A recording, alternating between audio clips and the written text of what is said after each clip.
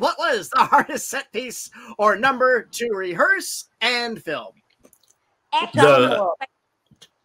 The time warp? You answer, Pat. Yes, it was a massive choreographed piece.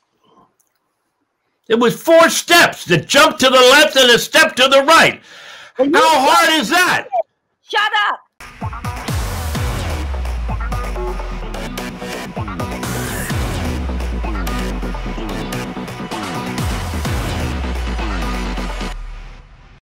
Welcome, friends and fans, to the GalaxyCon Live Rocky Horror Science Fiction Double Feature Q&A, where we are bringing the convention experience directly to you. And today, we are taking the time warp and going back to the planet transsexual with 3 amazingly talented guests from the cinematic Rocky Horror Picture Show. He is a Tony and Golden Globe award-winning actor and amateur clockmaker, whose credits include the original cast production of Grease, Fantastic Planet, Megaforce, and Spin City. Today, he's here to talk about playing the beleaguered Brad Majors. Please welcome back GalaxyCon's friend, Barry Bostwick. Beleaguered. Nobody's ever described me as beleaguered. You've done your you've done your research, Patty. Well, you know me. Yeah, you know me. I'm a fan of yours. Your greater body of work. I'm the only person who ever asked you about La Planète Fantastique. Yes, true. Nell, how you doing? Are you seeing Barry well? I can see Barry well, and now I can hear you. But everything he said was crunched up, I'm afraid. Are you making clocks now, Barry? Oh, yeah, I make a Rocky Horror Picture Show clocks. They're called time warp clocks. I take a record and I melt it down so it's warped down, and then I put a label on that's been warped, and I make it into a clock. In about 2 weeks. I don't call that a clockmaker. That is not a clockmaker, darling. Oh, a clockmaker is making the mechanism. You know what? Are you making clocks? Are you doing anything? No. Okay. Come on. I sell my underwear and I make fucking clocks, okay? I'm doing the best I can. Jesus. Don't you know there's a pandemic going on? Nobody's making any money, so I'm making clocks. Settle down. I don't mean to yell at you, my dear, because I love you with all my heart. They really are neat clocks, if you ever see. Yeah, sometimes he has them at his table, and when the world gets back to normal, we can get you guys back at the tables. No, I've seen them. I've seen those. All right. I've seen them. As he still says you're not a clockmaker, so. Oh, my God. Well, in about 2 weeks, I'm going to have a website, barrybostwick.com, and I'm going to sell them on my website. So now, you can buy one from me. I can't understand a word you're saying because of the garbling of this. Can you hear me now? Yes. Yeah, I can, but you know what? You're not missing anything. Unfortunately, you're coming over as just garble, which is just such a bore. I know. That's what my wife says. I heard that. Yeah. Our next guest is an actress whose credits include I, Claudia's Doctor Who and Hawk the Slayer, an incredibly underrated fantasy film. Today, she joins us to talk about her role as Magenta. Please welcome back the always entertaining Patricia Quinn. At last. Darling, listen, what does beleaguered mean? Beleaguered, yeah. Explain it, Patty. I don't know what it means. Beleaguered is kind of in a state of eternal distress, which I think kind of describes his character throughout it, placed in this rather insane environment. Yeah. Clockmaker. You know, he's got troubles. Yeah.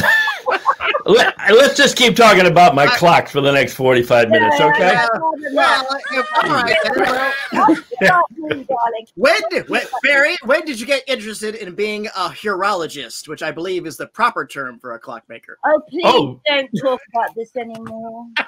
I know. I'm sorry, Pat. But what are you making, Pat, to sell? What are you making? Joy. God bless you. She's got you there.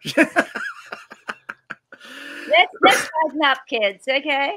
You know, we're not waiting for midnight yet, okay? Hey, Patty, can you give us a couple of questions when you bring up some questions that we have never answered before? Oh, He's talking to me when he says Paddy, you see. What is your name, Paddy? Yes. All right, sorry. I think he's saying Patty. Sorry. Carry on. Yeah, you're Pat. I'm Patty. Nell's back. Nell, how you doing there? You look very clear to us. Good. You sound good. All right. Excellent.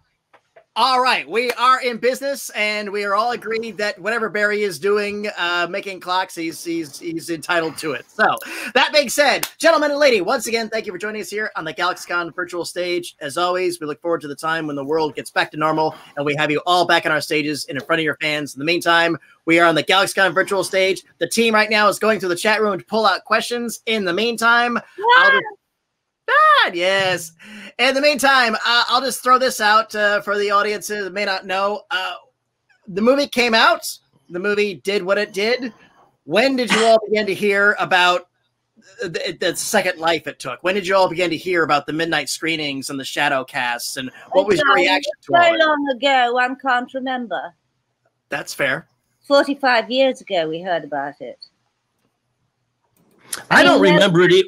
Stage at Royal Albert Hall, like 45 years celebrating this, and you want to go back to when did we hear about it, baby? Sorry. That's all right. Did it ever open in New York City? That's where I was, and I don't think it ever opened there. I know it opened in L.A., right? And it ran for a few weeks there. About the film opened in New York at the 8th Street Playhouse. Well, yeah, sure, but it didn't actually open there. That's when. Barry means when it didn't have when it originally opened. It opened the night you and I. Excuse me. It opened the night you and I went to see it in Leicester Square.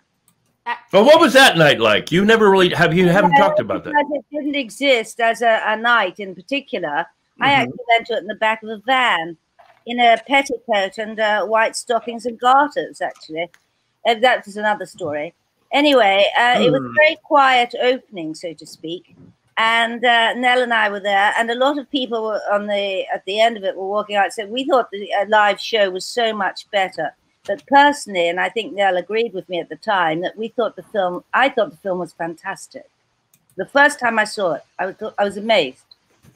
I am amazed now saying this because I'll never forget that night. And other people who'd actually seen it on the stage that we were in, were going out the door saying, I preferred the live show. And I thought, what are they talking about? They're mad. Anyway. Fair. My mother calls that the odious comparison. Comparing things. Like enjoy one thing and then enjoy another thing. Don't compare them. Oh, is that what Mummy says? Yeah. Is that because, I mean, no, of course, I can't. How ghastly to hear people saying, "Oh, the show was much better than the film." It was a bit ghastly, but that didn't matter because it wasn't much better. Anyway, it all. The film was an astonishing surprise to me. I thought it was stunning, and I thought what Jim Sharman got out of it and put into it was amazing. I'm still amazed what he did. His ideas. Read the book, Jim Sharman's book. What's it called? Glitter and blood. Something. Blood. Tinsel and blood. Tinsel and blood. Please get it, everyone. It's brilliant. I became aware of it when we started being invited to America. But you were that night with me. You were there at the cinema in Leicester Square. You sat next to me. No, I'm about being aware of the cult. Yeah, when... Well, of course. There was no cult that night. It was the first showing. Yeah. No, which is great that Pat has the most wonderful recall, as we all know. But the first time I was aware that, I mean, it was unusual to be invited to America to do with the movie we'd made, a few years ago. Stunning. Yeah. I love that. Yeah. So when you were invited over, was that to witness the shadow cast? It was the 8th Street with Sal Piero, who whipped up the crowd. I mean, all of that. And so it was the 8th Street Playhouse. Pat, what was the name of the young boy that first got us over, who died. The young Italian boy. Sorry, I don't remember. Yeah, you remember. And did you come over that first time with Richard O'Brien and me? I was living in New York, actually. I was in New York at the time. Remember that young that young Italian boy? I know you keep saying that, but I don't know. Was he the promoter? Was he the one kind of organizing it? Yeah, he organized it. And I remember he invited us. I thought I think I'd been invited. Maybe I wasn't living in New York. I'd been invited over. I go to New York, and of course, and then he said, "No, we went to see you working in a place in New York. Maybe that wasn't the first time, but you were working in New York." Yeah, well, one of the times, yes, I was. Anyway, was he called Joey or Joe? Anyway, he was this charming young Italian. Anyway, I was so they said the promoter of this event said, "I'd like to take, we want to take you to dinner. Where shall we go?" And they took. I didn't know. I just arrived in New York. Anyway, they took me to a cafeteria at the base of the Empire State Building. And there were these two teenage boys. So that was the first shock. And we were in a place that you would no more go to. But weren't you a teenage girl, darling? What? Were you not a teenage girl then? I would have been, I guess I was in my early 20s. But I've always known where the place to dine is since I was about 18. When I arrived. Not the Empire State in a cafe, no. Anyway, it was so funny because there we were in this, can't even remember if they served alcohol, and with these two teenage boys. And I remember going back to Keith McNally at 1/5, just in hysterics about it. And then the next night, I think Richard O'Brien and Richard Hartley and myself went to his mother's apartment in Queens, where she had put on the largest. That's John Mandracia. That's him. John Mandracia was 16, not 18. He was the most amazing, entrepreneur one has ever met. And he was the one who had the whole idea to invite us over. It was extraordinary. Wow. He put on a show at Long Island, and I got up sang the Time Walk with Richard, and the audience was massive. He was entrepreneur beyond belief, and he took us to the flat in Queens, and we had veal parmigiana. Yes, a lot of that. So that took it. So his friend still writes to me. I get a Christmas card every year from his friend. It's wonderful. But sadly, he died, and it was tragic. Very young. He died young, didn't he? Yeah. Imagine me not remembering that. He was my dearest friend. He used to come here and visit me. I love him. So his name Joe. John Mandracia. So he introduced the two of you to what was going on. Barry, when did you catch wind of the midnight screening? We wasn't around at all. Well, am I that boring, Nell, that you're going to leave when I'm talking? Oh, where's she going? To the bathroom? My God. I'm not going to talk until she comes back. First of all, why wasn't this little Italian boy inviting me to Long Island? I didn't go to no Long Island. Because you're bad. No, because I was beleaguered at the time, I think. But no, I didn't know anything about this thing. I didn't go to an opening. It was years later when when somebody invited me to the Tiffany, I think, in L.A. and gave me a gold record, and I gave them my underwear. And the rest is history. And if I had made, date. Huh? Get a what? It's called a date. Oh, a date. Oh. Yeah. Yeah, that's great. Okay. Your underwear and they give you a gold record, or in reverse. Yeah, well. Australia call it a date. Yeah. I have the gold record on the wall somewhere. It's it was quite an honor. Do you have a gold record from Rocky Horror Picture Show? I do. It's behind me. Huh? It's on the wall, just here. You can buy them, you know. You could just go online and get your gold record. Oh, give over. Okay. You ever thought of making the gold record into a clock? Yeah, well, that's not a bad idea. If you can buy them, yeah. I got. That's good, huh? All right, That's all good. right. No, that's good. That's good. That's good. Don't start on his bloody clocks. It's so No. good. Come on, let's get to a question here. I'm All right, I'm trying to wrap this up. Okay, oh yeah, do it. All right, first question from Travis. What was the hardest set piece or number to rehearse and film? The time warp. Pat, you answer, Pat. Yes, it was a massive choreographed piece. It was 4 steps: the jump to the left and a step to the right. Well, How hard is that? Shut up! My God, I mean, the floor show was the hardest thing because we were in high heels and it was wet and we were sliding around. Excuse me, your We're child. in swimming pool. Starting, please. I don't know. Carry on. All right, so Pat says the time warp. Barry says the ballroom number. Nell, you want to be the tiebreaker? What was the one for you? It was, I'm afraid it was most definitely the floor show. Yeah. That was a kind of a nightmare to try and, I mean, I look at us doing it and I can't believe it fall.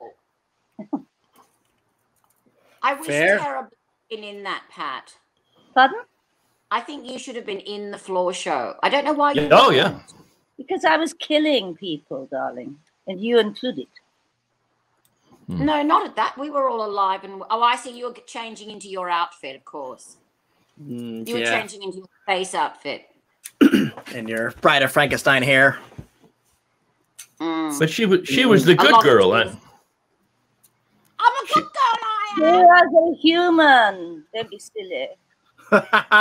Travis, thank you. Good one to start us off with. What's next? And this comes from Jules. What do you think your characters would be doing during lockdown in the current pandemic?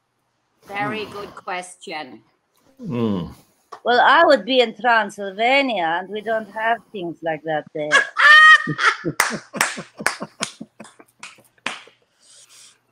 I think I'd be there. Sorry, I'd be carry on, human. Barry, go. I think I'd be importing male hookers into my life, into my thing. It's what?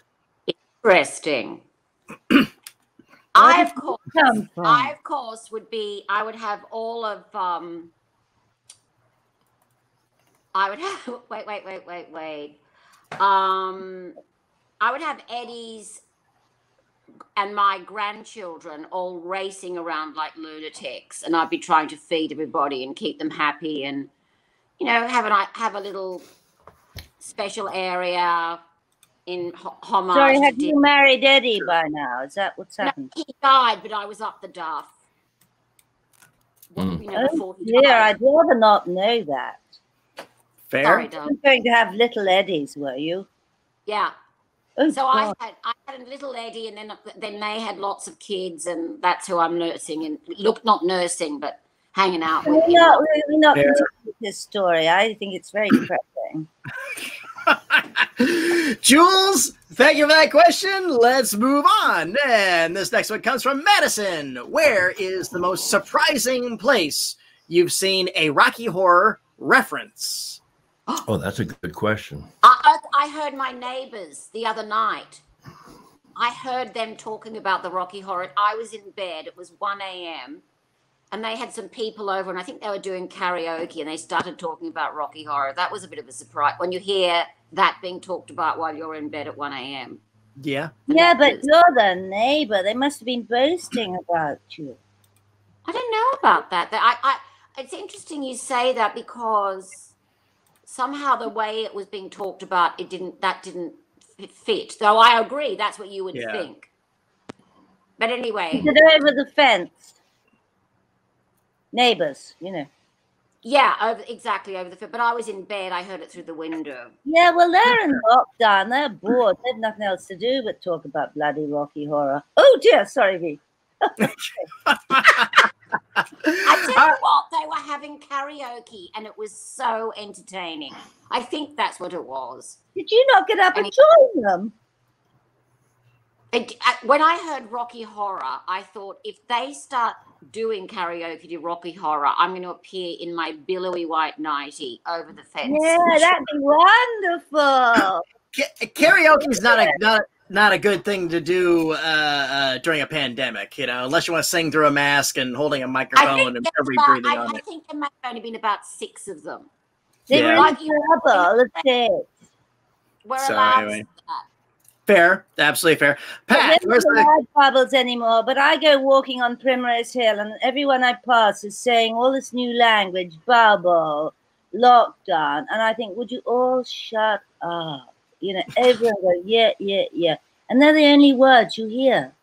It's astonishing to me. So horrendous. We won't talk about that. Let's dwell on this. Okay, sorry. No. Well, Barry, where's the craziest place you've got a Rocky Horror reference? You know what? Everywhere I hear "damn it, Janet," and somebody will say "damn it," and then somebody across the room will go "Janet," and it's been that way for 45 years, and it's amazing. I say that every time I say "damn it." I say "damn it, Janet." I do. Yeah. I can't help it. It has become iconic. I love that. Yeah. Fair, absolutely. Madison, I never hear it. I never hear anything. Sorry. No, that's fair. Madison, great question. Thank you so much for that. And what's next? And this comes from Shatawni. I hope I pronounced that close. What was your funniest memory from the set? Sorry? What's what? Your funniest memory from the set. Memory on the set. Yeah. God, you're assuming it was fun. I mean, we had to make that movie, I think, in 6 weeks, which is astonishing for a musical to be made in 6 weeks. It was, you know, there's a photograph of me, a Mick Rock photo of me lying on the slope where the transvestites were, and I'm sound asleep. It's Pat Quinn, dressed as a maid, sound asleep, lying there. And Richard O'Brien was sound asleep by the throne. I mean, we were just trying to sleep all over the place. One's never worked so hard in one's life. So there was no time for, like, she didn't ask about, did you say fun? Well, the question was funny. Funniest moment. What did you say? What was the question, darling? Shatawni, I would like to say that. Funniest moment. There was a lot of pressure as we made this movie because it was Jim Sharman, the director's first movie, and the producer from Fox, well, his name is Lou Adler. He had a very intense vibe, and he was always on the bloody set. I never noticed him. Well, he wasn't all. There was a lot of pressure. We were. He wasn't on the set. Yeah, he was. He was not always there. No, he wasn't. Not always there, but the general feeling was that we had to, you know, we had to get everything in as few takes as possible and drive this thing forward. But Shatawni, was it? Shatawni. Of course, there would have been funny moments, but sadly, I can't remember them. Because if Pat and I are anywhere, there's always funny moments. Not so much Barry.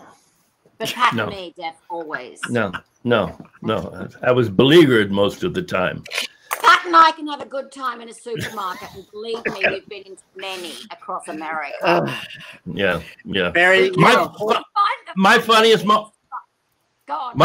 moment is always when we were in the castle and we had to be wet, you know, the whole time, and the I think it was the prop person would come up to me and spray me down with freezing cold water, and then I would scream at them as loud as I could, obscenities, and because I just didn't want to be wet anymore. But those American actors. Yeah, I know, we were a pain in the ass. Whinge, Did you have to be wet, Pat? Did you have to be wet? Yes, in the Darling, swimming pool. I come from Transylvania. I'm cleverer than you. She's always dry. Yeah. Next question. Hey, Shatawni, great question. Moving on. From Adrienne. Oh, who were some of your mentors in life? Ooh. I had a guy named Ellis Rabb, who was the head of APA Phoenix Repertory Company in New York. And that's how I started. I was a journeyman in the company. I did my first Broadway show with the APA Phoenix. And he took me under his wing and gave me an awful lot of good advice. And he was a theatrical genius. I think a lot of people in New York and the Broadway scene would agree with that. And apparently this is boring the shit out of the ladies because I'm looking at their faces. That's a boyfriend to me. That's a boyfriend. Took you under his wing, a bright young thing. You know what I mean? Well, yeah. We call it boyfriend in Australia. Yeah, well, it's not true, but some people do think that. But it's not true. I don't, darling. Yeah. I guess over here, a mentor to us is somebody's a teacher. Somebody look out. Right. Somebody gives you advice. Someone down here. I didn't hear that. Grooming. Grooming. I was groomed. You were groomed. I was groomed. I don't think I had a mentor. I thought maybe you meant who did I look up to as an actor or something. Well, that'll work too. You could be somebody. You could be a mentor from afar. I was brought up on the movies by my mother. We went to in those days. I'm from Belfast, Northern Ireland. We used to go to the pictures, and my mummy went quite a lot. And I was a great fan of Betty Davis. Oh. Mm-hmm. I could see that. Yeah. I totally see that. Whoops.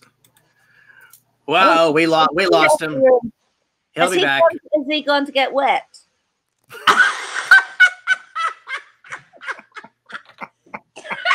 Get him done. All right, Nell. Who was a mentor, a teacher, someone in life that you thought gave you some advice? Yeah. My mother and my father. I was blessed with the most heavenly parents in the world. I didn't have to go far, but just open my eyes, get out of bed, and there they were. And they were inspirational and encouraging. And my father was a marvelous writer, and my mother just could. They were both so. They were great company. Stimulating, very well read, a lot of fun. There were 4 kids. We didn't have much money, but we had everything. Anyway, that's when you mentioned that, my mother pushed me as far as I'm concerned. And so much so I got on the boat at 17 and came to London to be an actress.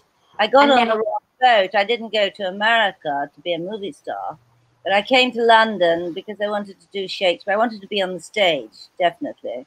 And that's what I did. But that was Mummy. She pushed me a lot. My mother didn't push me at all. They didn't push the 4 of us at all. Well, fortunately, my mother did. I was my first award.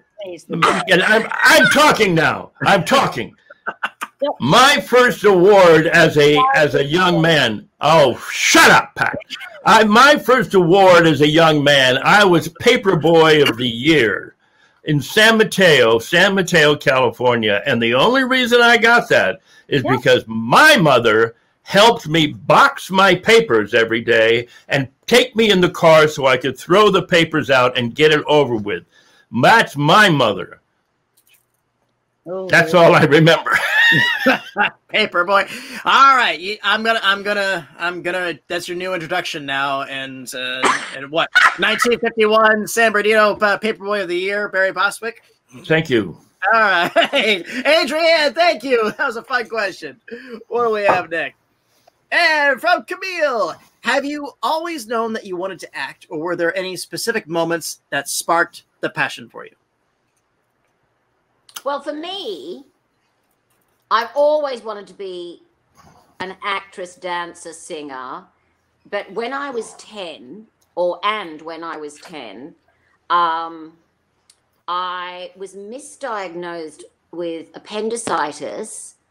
had my appendix removed, was dying, and my mother had managed to get me diagnosed by our family doctor. I was in hospital, and in fact I had very bad hepatitis.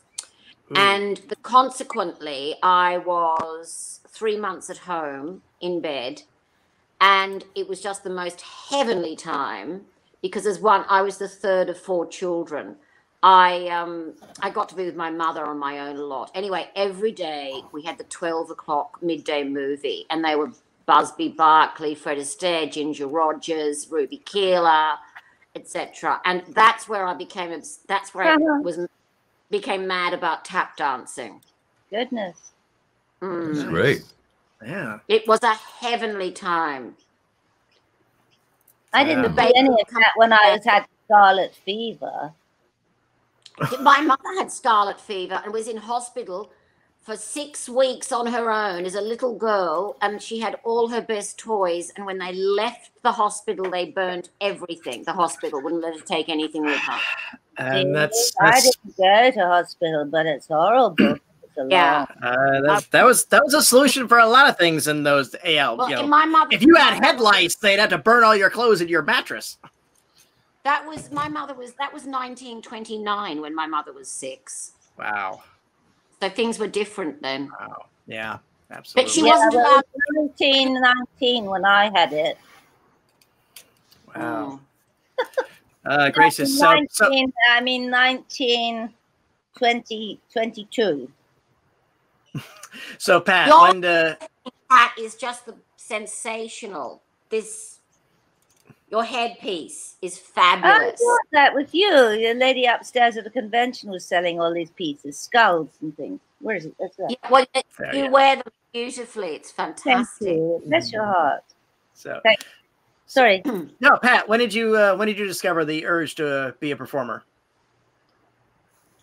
Well, like now, I mean, I went to ballet and tap classes. I did all of that.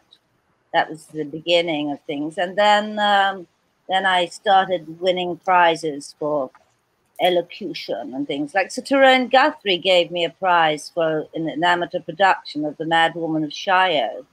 You know, I had a small part. You know, but he picked me out because he adjudicated it. So I got the bug then. You know, but so then I just went on from that. Fair. I'd say fair. Barry, bring us home. Okay. I think I was 12 years old, and I went to tap dancing lessons. And the only reason I went to these tap dancing lessons is because half the class was tap dancing, and the other half of the class was trampoline. I don't know why, but I caught the bug. And a trampoline, right? You got it. Yeah. I mean, it was the weirdest thing. And then I started doing folk singing. You know, we were in high school. I always had like folk singing groups and stuff. And then we were on a local TV show in San Francisco, one of those talent shows. And Ron and Barry, myself, and Barry. I should have been Barry and Ron, but it didn't scan. So it was Ron and Barry. And we lost. We got to the finals, and then we lost to an accordion player playing Lady of Spain. Oh. I know. And so, but that's... What were you singing? The cat came back. The cat came back the very next day. Oh, the cat came back. We thought he was a goner, but the cat... You see why we didn't win? Yeah, yeah. That's amazing. Are you kidding me? I don't know that song. No. Oh, that's an old folk song. You don't need to know Pat, that song. you know the song "Lady Love" by the Clowns? I can play it for you right now. No. I will. Lady Love. Camille, thank you. It was a great question, and let's go ahead and roll another one. And this comes from Mary. Do you have a tick or a ritual that you do to help get into character while on set or on stage? I find a triple martini usually does it. Mm-hmm. breathing, just breathing. You have to learn to breathe as an actor. Most actors hold their breath, and you have to consciously breathe before you go on stage so that when you're there in the midst of it, you're aware of the fact that you're speaking on the breath, and on the breath is coming out, and it's, you know, because we have a tendency to, when we get nervous and anxious, we hold it in, we hold. And so I think the most important thing, and that's what I do, is I always try to breathe, take it a good three good deep breaths before I either go on stage or, you know, film something or whatever. Well, I personally don't get nervous or anxious because I'm happiest on the stage. Oh. There you go. I love it. It's There you go. on the stage. I don't. I love it. I just love the audience. It's Pat? wonderful. What? Did you ever get nervous before you went on, like in playing any of the things that you were in? No. Plays. That's incredible. I envy I it. couldn't wait to get out there. Really? Wow. And when you got off stage, did you remember what you did on stage, or was it one of those moments in which you go, I was so in the moment on stage that I have no recall of the last I knew every hour? second what I was doing on stage. And you remember it I all? didn't get lost. No, I didn't get lost in the moment. Oh, well, I'm then, not technical, darling. then we certainly envy you. And Mary, thank you for that question. What do we have next? From Josh. Did you all do your own singing? Can't you tell? We couldn't. I did Nell singing. Truth you comes know what? out. I read something recently that Susan didn't do her own singing. Do you know anything about this? That she was dubbed or after the fact, that somebody actually was her voice. I don't think that's true, but it was written somewhere. Never. No? I've never, ever, No. I've never heard that. And I Know that. We would have known that if they were going to. Because remember, we pre-recorded. She was marvelous. I mean, you're brilliant because you are a singer. I mean, that you came from musicals. You know, you did all that, and you can really sing. And Susan, I didn't know if she sung or not. I don't know, but she could sing. So I don't know. That's rubbish. Pat, do you remember when we recorded the soundtrack? Pardon? Do you remember us recording? Did we go back?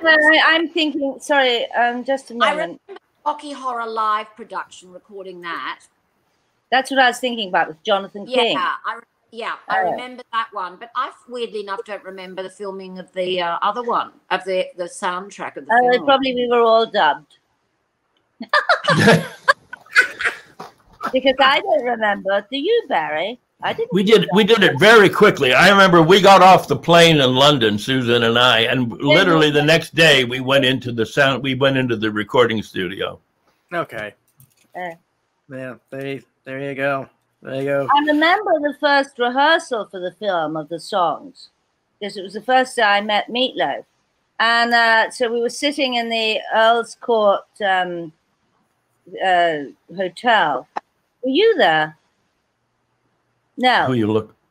No, Barry wasn't. He didn't. I don't have your wonderful memory. Go on, Pat. Well, we were in the Earl's Court Hotel, and Richard Hartley was sitting at the piano, and we were there to rehearse the songs for the movie.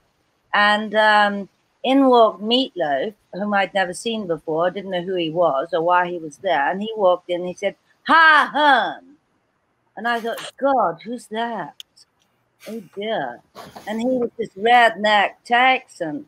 Not that I'm nothing against Texans. Anyway, so the thing is that I thought, who's that fellow? God. And then he got up to sing. Richard played Hot Patootie, and he got up and did it. And there was a chandelier in the room, and I swear it shook, and I fell off my chair in shock. I'd never heard a voice like that in my life. I'd never heard anything like it. And he was so young, and it was like, you know, because he'd come from gospel singing and all that.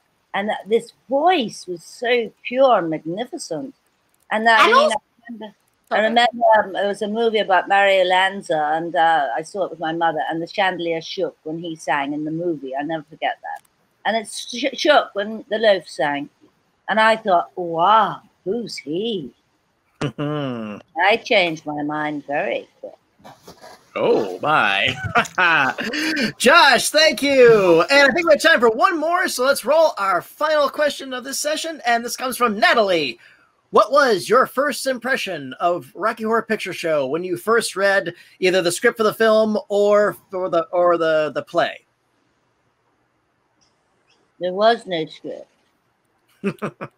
There was a script for the play, but Richard was writing things overnight. I mean, Sharman said to him, "We need a dance for you three." That was us, Nell, Pat, and Richard. And he went home that night and wrote the time warp with Kimmy, his then wife, and came back with it the next day to the, he didn't have a song for Janet, went home and wrote Touch Me. And Julie Covington, who was playing her in rehearsal, she got that song to sing, and she had a wonderful voice. I mean, she did Evita. And and she said, "I'm not singing that. It's disgusting." It wasn't very nice, really. I want to be dirty. What's wrong with that? Oh, shut up. You're Australian. Yeah. I beg your pardon. Nell, how about you? What was your initial reactions? Oh, well, I was just ecstatic to be involved and just loved every moment of the rehearsal and as it was evolving. And as Pat has just described. So it was just a whole lot of fun, and the songs were so good. So yeah, the whole thing was, there we were, kicking up our heels in the 60-seat theatre.